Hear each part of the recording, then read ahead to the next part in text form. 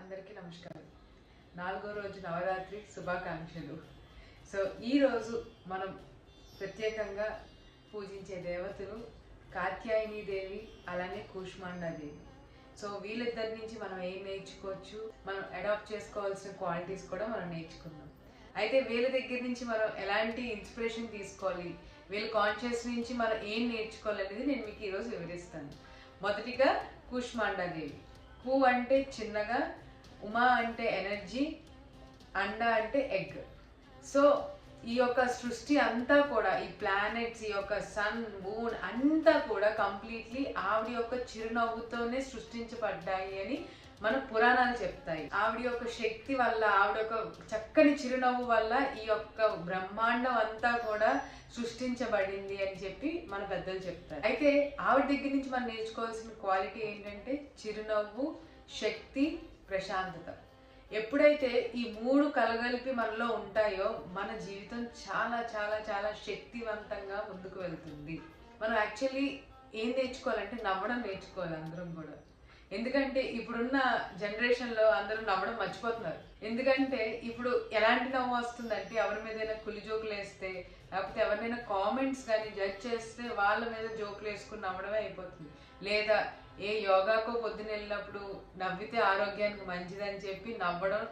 కానీ ఈ యొక్క కాన్షియస్ ద్వారా మనం నేర్చుకోవాల్సింది ఏంటి అంటే, ప్రతి ఒక్కరిని కూడా చిరునవ్వుతో పలకరించాలి, ప్రతి ఒక్కటి కూడా చిరునవ్వుతో ఎదుర్కోవాలి. ఆ చిరునవ్వు సిగ్నిఫికెన్స్ ఏంటి అంటే మనలో ఉన్న శక్తి అండ్ ప్రశాంతత అని ఈ యొక్క అమ్మవారి ద్వారా మనం నేర్చుకోవచ్చు. సో ప్రతి ఒక్కళ్ళు కూడా ఈ రోజు నుంచి ప్రతిదీ చిరునవ్వుతో చెప్పడం నేర్చుకోండి. కుళ్ళు జోకులు వేసినప్పుడు, లేకపోతే కామెడీ సీన్స్ చూసినప్పుడు కాదు, ఈ క్షణం నుంచి మీలో మీ యొక్క ఆనందం, ఆ చిరునవ్వు ఏమి రిప్రజెంట్ చేయాలంటే మీ లోపల ఉన్న ప్రశాంతత, మీలో ఉన్న శక్తిని రిప్రజెంట్ చేయాలి. సో ఈ రోజు నుంచి అందరూ కూడా చక్కగా నవ్వుదాం, చక్కగా నవ్వుతూ పలకరిస్తాం, నవ్వుతూ పెడదాం. నవ్వుతూనే ఒక అద్భుతమైన ఎనర్జీస్ని మన చుట్టూతున మనం క్రియేట్ చేయొచ్చు. ఆ శక్తి మనలో ఉంది. సో ఇది ఈ యొక్క స్టోరీ. నెక్స్ట్ వచ్చేసి కాత్యాయని దేవి. కాత్యాయని దేవి అంటే శక్తి స్వరూపం, ధైర్య స్వరూపం. కొన్ని యుగాల క్రితం కూష్మాండ అనే రాక్షసుడు ఉండేవాడు. అతను ఈ భూమి పైన అధర్మాన్ని, అన్యాయాన్ని పెంచుకుంటూ వెళ్ళాడు, చేసుకుంటూ వెళ్ళాడు. అది చూసి చూసి అమ్మవారు ఒకరోజు కాత్యాయని దేవి స్వరూపం ఎత్తి ఆ కూష్మాండ రాక్షసుని సంహరిస్తారు. సో కాత్యాయని దేవత ద్వారా మనం నేర్చుకోవాల్సింది ఏంటంటే ధైర్యం. అంతేకాకుండా అధర్మం, అన్యాయం ఎక్కడైనా జరిగితే మీరు ఖచ్చితంగా మాట్లాడాలి, అది మీ ధర్మం అవుతుంది అని ఈవిడ నేర్పిస్తారు మనకి. సో మనం అందరం కూడా పక్కవాడి గురించి, లేకపోతే సొసైటీ గురించి ఏదైనా అన్యాయం జరిగినా అయ్యో ఓకే అని వదిలేస్తున్నాం. కానీ మన ప్రయత్నం మనం ఏం చేస్తున్నాం? ఈవెన్ మన ఫ్యామిలీ మెంబర్స్ లోపల కూడా న్యాయం, అన్యాయాలు, ధర్మం, అధర్మాలు కూడా చాలా జరుగుతూ ఉంటాయి. Then raise your voice. ఒక ధైర్యంతో, ఒక స్ఫూర్తితో, ఒక శక్తితో రేజ్ యువర్ వాయిస్. అండ్ ఆ వాయిస్ రేజ్ అవ్వడం దేనికి రేజ్ అవ్వాలంటే ధర్మాన్ని గెలిపించడానికి మనం ఆ వాయిస్ రేజ్ చేయాలి. దీనివల్ల కోపానికి గురయ్యి మానసిక ఇబ్బందులకు వెళ్ళడం కాదు. మనం ఎప్పుడు మాట్లాడాలి, ఎప్పుడు ధైర్యంగా మాట్లాడాలి అంటే ధర్మాన్ని కాపాడడానికి ఎల్లప్పుడూ మనం ధైర్యంగానే మాట్లాడాలి. సో ఈ దేవత ద్వారా మనం అది నేర్చుకోవచ్చు. ఇంకొంచెం సింప్లిఫై చేసి ఇద్దరు దేవతల గురించి మళ్ళీ చెప్తాను. మొదటిగా మనం మాట్లాడుకున్నది కూష్మాండాదేవి. ఆమె ఒక చిరునవ్వుతో ఈ సృష్టినే స్థాపించింది. అలానే మనం కూడా మన ఒక చిరునవ్వుతో మన జీవితంలో ముందుకు వెళ్తే ఎంతో శక్తిని మనం పొందగలం.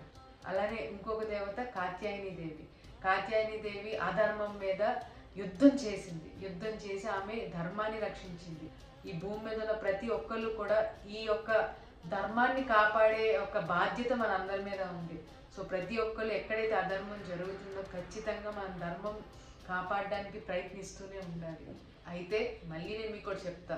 సో ఇవన్నీ చేయాలి అంటే సాధన చాలా చాలా ఇంపార్టెంట్. ఎప్పుడైతే మనం సరైన సాధన చేస్తామో ఈ యొక్క గుణాలని మనం చక్కగా మన లైఫ్లో ఇంప్లిమెంట్ చేయగలం. సో ఇంప్లిమెంట్ చేయాలంటే మనలో ఒక శక్తి రావాలి. శక్తి రావాలి అంటే మనందరం కూడా ధ్యానం చేయాలి. ఈరోజు కొత్తగా చూస్తున్న వాళ్ళకి ధ్యానం అంటే ఏంటో తెలియని వాళ్ళకి చెప్తున్నా. ధ్యానం అంటే శ్వాస మీద ధ్యాస.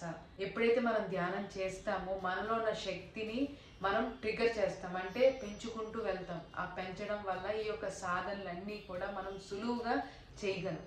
సో ప్రతి ఒక్కళ్ళు కూడా ఈరోజు విన్న క్వాలిటీస్ని మనలో సెల్ఫ్ చెక్ చేసుకుని ఉన్నాయా లేదా, ఒకవేళ లేకపోతే ఎవ్రీడే ఇది ఒక ప్రాక్టీస్ లాగా పెట్టుకుని ప్రతిరోజు కూడా మనం కాన్షియస్ వైపు అడుగులేద్దాం. అసలైన ట్రూ ఎసెన్స్ వైపు మనం అడుగులేస్తూ ముందుకెళ్దాం. మనం ఏదైనా చిరునవ్వుతో ఆనందంగా స్వీకరించి ఆనందాన్ని ఇద్దాము. అలానే ధైర్యంగా ఎక్కడైనా అధర్మం జరిగితే ధైర్యంగా ధర్మం కాపాడడం కోసం మనం వాయిస్ రేస్ చేద్దాం. Thank you so much. మళ్ళీ రేపు ఒక కొత్త క్వాలిటీస్తో, ఒక కొత్త గుణాలతో, కొత్త అమ్మవార్లతో నేను మీ ముందుకు వస్తాను. Thank you.